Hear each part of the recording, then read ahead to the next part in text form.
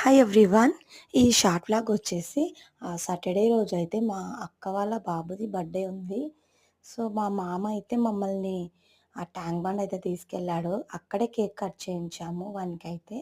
ఇక్కడ అమ్మ, నా వెనకాల మా అక్క, మా చెల్లి, మా అక్క వాళ్ళ పాప, వాళ్ళ బాబు, మా పిల్లలనమాట. అందరం కలిసేసి వెళ్ళాము.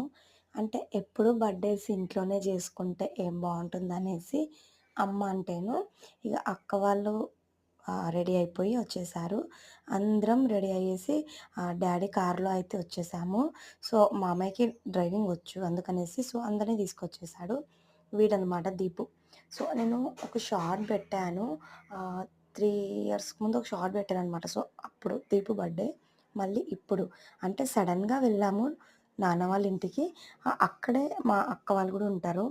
అందుకనేసి అందరం కలిసేసి వెళ్ళాము. పిల్లలైతే హాయ్ చెప్తుంది చూడండి. అంటే ఎప్పుడూ ఇంట్లోనే కాకుండా ఇలా ఫ్యామిలీతో బయటికెళ్తే గనక చాలా బావుంటుంది. ఫస్ట్ ట్యాంక్ బండ్ వెళ్ళేసి కేక్ కట్ చేయించాము.